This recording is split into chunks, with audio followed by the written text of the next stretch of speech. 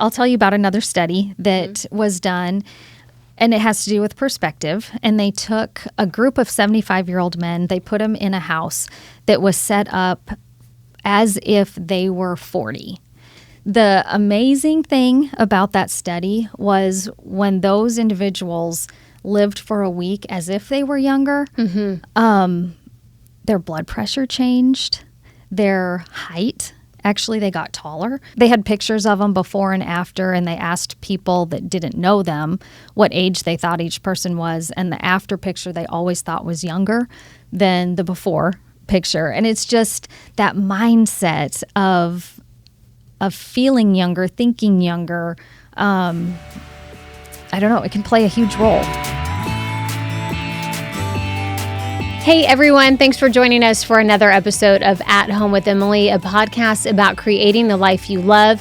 We are in part 3 of the series that we're doing about living life to the fullest and just finding ways to enjoy a quality life for many years. We're not talking about being stuck in a facility for those last years, which is something that I think a lot of people fear, that decline, but really being able to enjoy your years. And Dr. Stacy Goddard is here with us again today. And Dr. Goddard, I know we camped out on that study last time about physical activity. Yeah. And so we've established, I think, for anyone who is listening, the importance of that. However, that is not the only factor when we're looking at a long quality life. And I know this is something that you have studied for many years. What are we seeing when it comes to that lifespan? I think we all know that in America, we don't do it great. What is it? 1 in 5,000? Is that what it is? Yes. 1 in 5,000 of us will live a century, 100 years. Right. But it's much higher other places, isn't it? Right.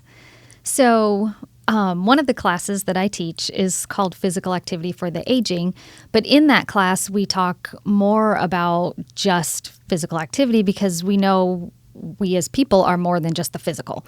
And when you look at the holistic person, there's just a lot more involved. And anyway, I have my students read a book called The Longevity Plan, and it's written by a cardiologist who found this village in China that he went to study them because they have 1 in 100 people who live to be 100 as or opposed more. to 1 in 5,000. Right. They're growing their own food. They're getting fish from their own little stream that goes through their little village. And those are good things, but that's not really practical in the Western world. Although there's a lot we can do to, have a healthy diet and all that. But he found several other things than just the typical, diet and exercise is the issue. And a lot of it had to do with their mindset, their outlook of life, the sense of community that is in their village, how people look at them as older adults. They're revered more than, being a burden. And the purpose of life, them all, all the older adults that he talked to and got to know during that time. And when I say older adults, I really mean the people that are 100 or older, that he was able to get to know and kind of get their outlook on life and how they had a distinct purpose, as part of their community. So let's kind of talk about that for a second. When you're talking about purpose, we sort of have this. I have a friend who jokes that we have a culture, work till you die kind of thing. Work, work, work, work, work. And then you get to retirement. And then we do see that sometimes when we get to retirement, we don't know what to do with ourselves. We've always worked. And so is work something that is giving you that purpose? Can it be? Can you continue on in some capacity with work? Do you need to replace that? What are you seeing in those years, the retirement years? A lot of times we see people that is, when you think about work and the amount of hours you spend at work in a week and the length of time, like spans of years, that we do that, for some, it does become their identity. That's just what they do. And, you meet someone, that's one of the questions, well, what do you do? So it's an identity thing. And then when you leave that situation or you retire, we think, oh, yay, that's a good thing. But there's a certain portion of people that go, well, now what? If they haven't built up another part of their life, you think, okay, well, maybe you've had kids, but now they're grown and they have their lives. And so you're not as much connected always in that way.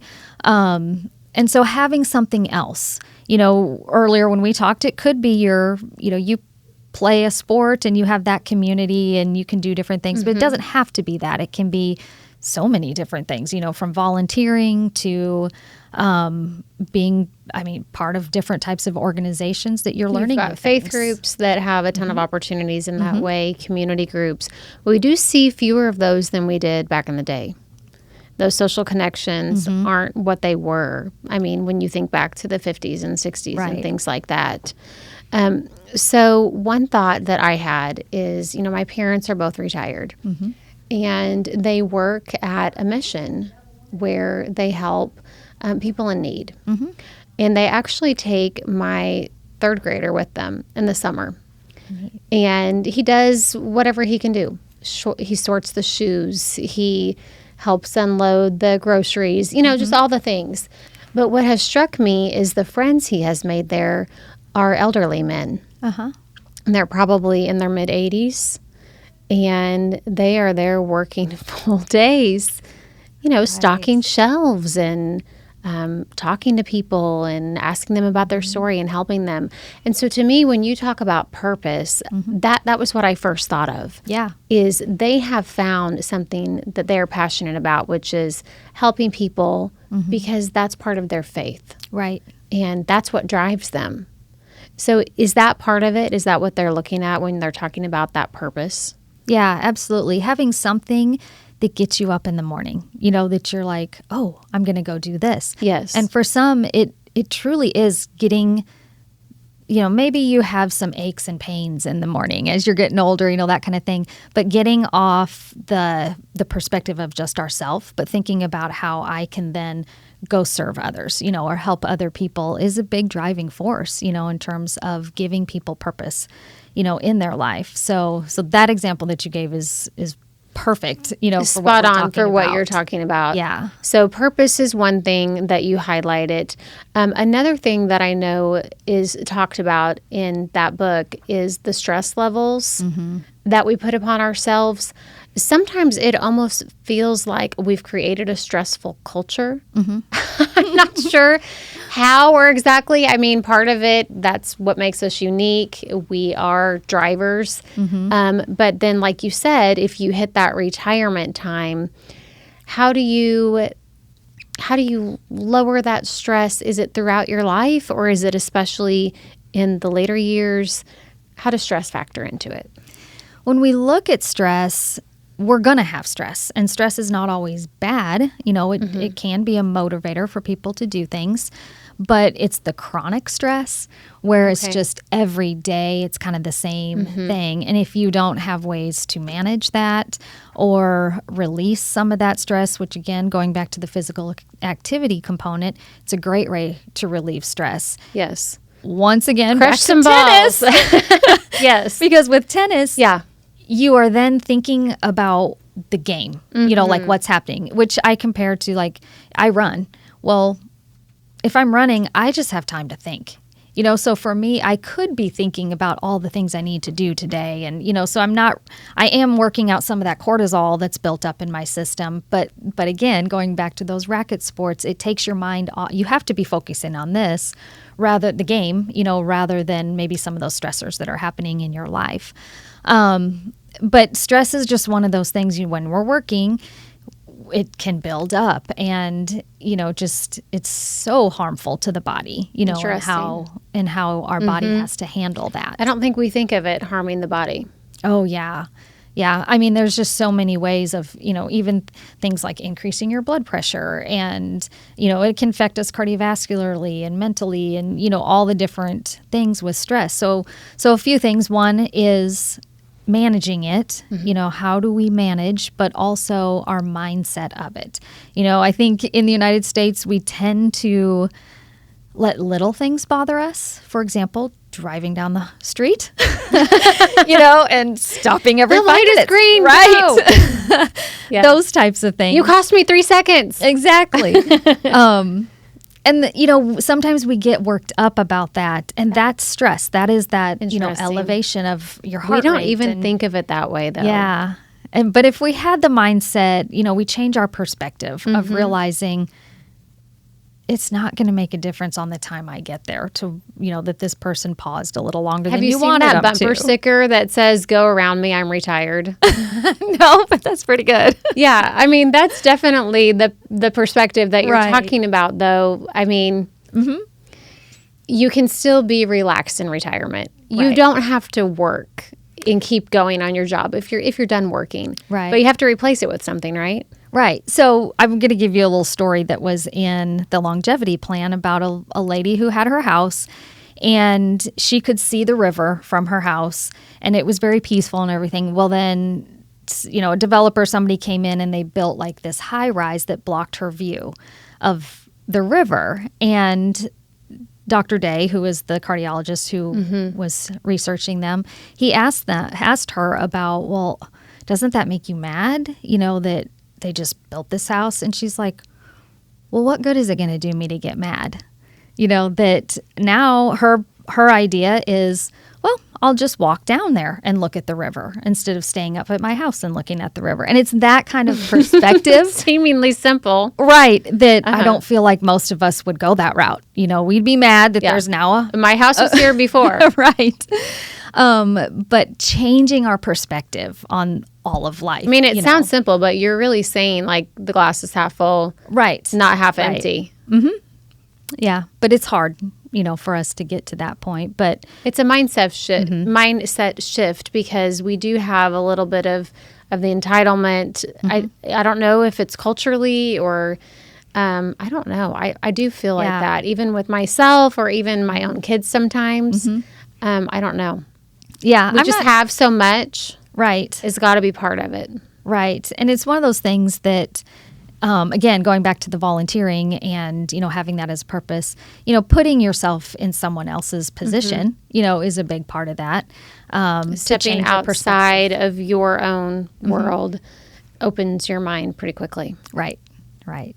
So, and then the last thing that I know that you mentioned in that study also seems simple, but eludes many people, which is sleep. Oh, yes. Is that really a factor when it comes to longevity of life? Right. Yes. Sleep is huge for everyone. And people struggle with it so much. We have so many people that either have medical conditions related to sleep, like the sleep apnea, that type of thing, or they don't stay asleep. You wake up and they're not getting enough sleep. Maybe it's because of, their job, their schedule, whatever. But that is the time that our bodies repair. We're pushing our bodies all day long to do everything we need to do. And then we have to sleep and let the body, come down and repair all those processes that we have pushed it to do. And you're talking about the brain as well as muscles, all the things. Everything. Mental and physical. Yes. Yeah, very much. So, and the part of the reason that we've seen why we aren't sleeping very well is our routine factor. We know that we should go to bed at the same time and get up at the same time. So we're much more in that circadian rhythm.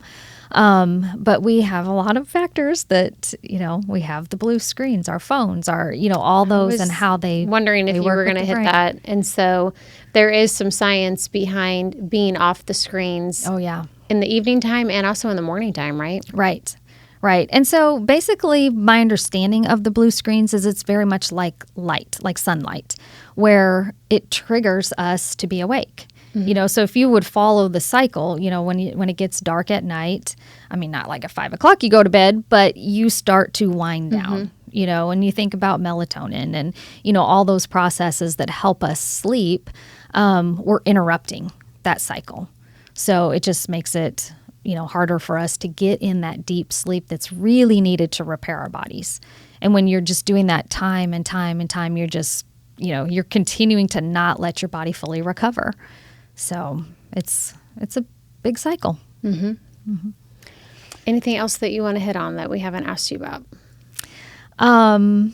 The one thing I'll tell you about another study that was done, and it has to do with perspective. And they took a group of 75-year-old men. They put them in a house that was set up as if they were 40. And they had to be there for a week. They were told, not to bring anything that would be from like today's time. But the magazines, the newspapers, everything was from the years when they would have been 40. And they were told, talk about things that were happening. And they did some pre-tests and some tests afterwards. And the amazing thing about that study was when those individuals lived for a week as if they were younger, their blood pressure changed, their height. Actually, they got taller, which I know sounds weird, but part of that is just the standing up, the feeling younger, standing up straighter, Purpose, those types pride. of things. Right. Eyesight was a little bit better. People, Interesting. I know that one I can't understand, but that's what they found on that. They had pictures of them before and after, and they asked people that didn't know them what age they thought each person was, and the after picture they always thought was younger than the before picture. And it's just that mindset of feeling younger, thinking younger. I don't know. It can play a huge role in And having a purpose each day. Yeah. And making sure that you find that as the years go on, and Right. knowing that it could change over time. Right. Because the men in that study started talking about their work, as if they were still doing it, I think brings back As that opposed purpose. to in the past. Yeah. Yeah. Dr. Goddard, thank you for sharing that perspective with us. I think that will get all of us thinking about our lives a little bit differently, and the seniors in our lives as well. Well, thank you for having me. And thank you for joining us for this episode of At Home with Emily. I hope you've gained some new perspective. I know that I sure have. If you are watching us on YouTube, please be sure to like and subscribe so you're notified every time our new episodes drop, which is on Wednesdays. You can also head to AroundTheOzarks.com to sign up for our daily newsletter and find out about all our podcasts. And you can also follow us on all the social channels. We'll see you next time.